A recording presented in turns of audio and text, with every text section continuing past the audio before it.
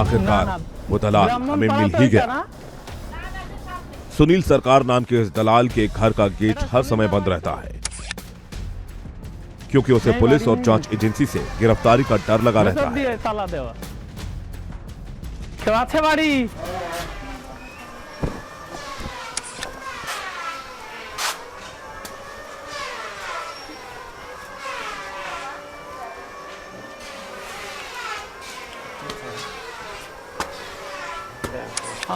একটু খোলো দেখ।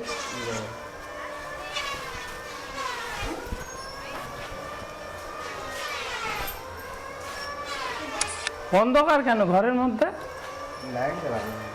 ও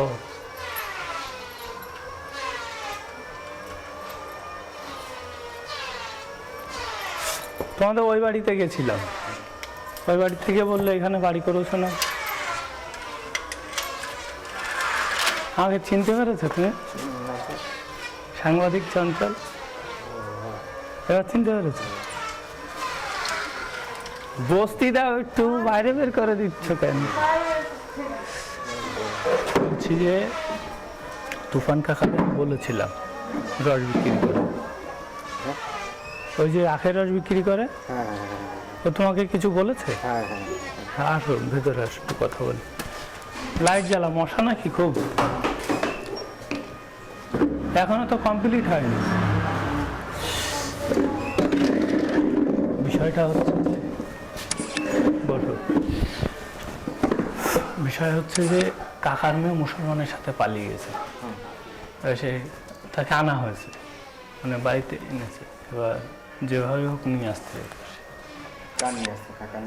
হ্যাঁ, এবার যাকে তাকে তো ই করে করা যাবে না। আমাকে একদম ক্লিয়ার কাট বলো, একদম ক্লিয়ার কাট। হ্যাঁ, চেয়ার দাও বাবুকে, একটা চেয়ার দাও, বসো।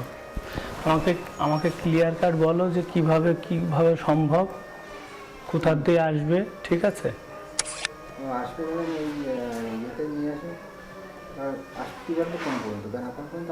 তুমি যেখানে বললো সেখানে পৌঁছে দেবে।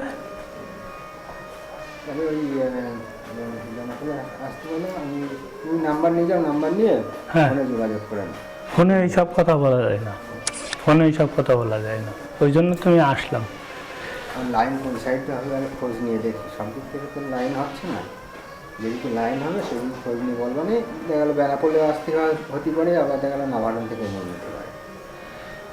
তোমার দেখো, আমার ব্যাপার হচ্ছে যে তুমি যে কোনো রাস্তায় তুলে দিতে পারো। রাস্তায় তুলে দিলে ধরো তুমি জয়ন্তীপুরে এনে দিলে, আমি জয়ন্তীপুর থেকে নিয়ে যাওয়ার দায়িত্ব আমার, মানে যে কোনো রাস্তায়, ঠিক আছে? আমি প্রথমে নান্তদাকে ফোন করেছিলাম, অ্যাকচুয়ালি আমি এখানে থাকি না, আমি এখন কলকাতায় থাকি, বাবা মারা গেছে, সেই জন্য এসছি। তা কাকা বললো যে হচ্ছে যেভাবে হোক মনটাকে একটু নিয়ে এসে দেখে স্কুলে ভর্তি টর্তি করার ব্যাপার করে দিতে হবে। একাই আসবে। এখন আমার হাতে আছে ধরো 2 জন 3 জন 5 জন 6 জন, ঠিক আছে? যদি সেরকম হয় তুমি আমাকে ক্লিয়ার কাট বলো, তাহলে সেইভাবেই হবে, ঠিক আছে? কত কি লাগবে ঠিকঠাক বলো, এবং জলে মলে ফেলো না যেন।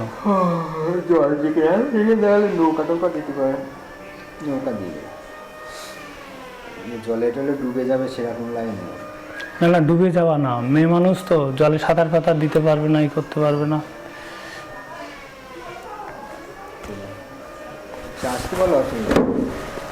একটু চা হবে না? আসলাম এত দূর, আমি সে গাড়ি নিয়ে এসে ঘুরে বেড়াচ্ছি, শুধু গাড়ি ওই পাশে রেখেছি। এবার নাম্বারটা নিয়ে যাও না, আমি তোমার হচ্ছে ওই এর কাছ দিয়ে নিয়ে আসলাম নম্বর, তোমার বৌদির নম্বরই বোধহয় দিল, তোমার নম্বর নেই। আচ্ছা, একটা কথা গেল, এবার টাকা কত কি লাগবে সেটা বলো। ওই ইন্ডিয়ান 14,000, বাংলা দিলে 20,000 টাকা খরচা। বাংলা কার কাছে দেবে? যদি মনে করো যে বাংলাদেশ থেকে বাংলা টাকা দেবে, বাংলা টাকা মানে যে ওখান থেকে পাঠাবে, তাই তো?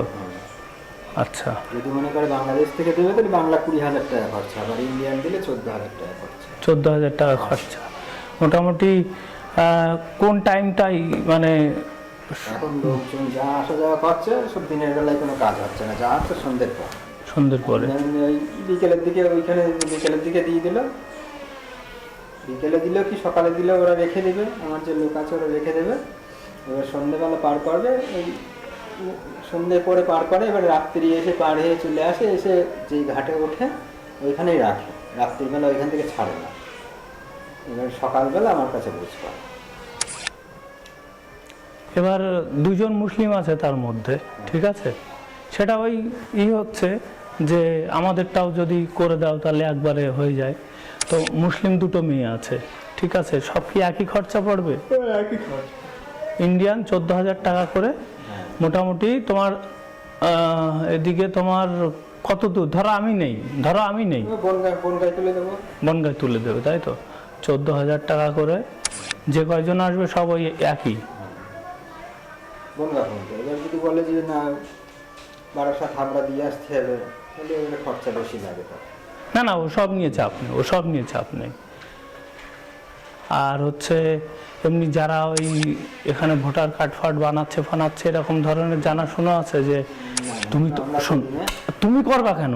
আমি বলছি যে ধরো যারা আসছে টাসছে একটু কম বেশি তো যোগাযোগ আছে, যে দেখা গেল শোনো আমি হচ্ছে আমাকে তুমি চিনতেই বিষয়টা हम आपको एक बार फिर बताना चाहते हैं कि दलाल को बीएसएफ को रिश्वत देने की बात की ना ही हम पुष्टि कर रहे हैं और ना ही इसे सत्य मान रहे हैं। आप अब तक समझ गए होंगे क्यों हमारी टीम बांग्लादेश के बॉर्डर को खंगाल रही है। आप ये जान गए होंगे कि देश के खिलाफ कितनी बड़ी साजिश की जा रही है। लेकिन अभी आप कहीं मत जाइएगा, क्योंकि आपसे ये वादा है कि आज इस साजिश का परत दर परत खोलेंगे और पूरी सच्चाई देश के सामने रखेंगे।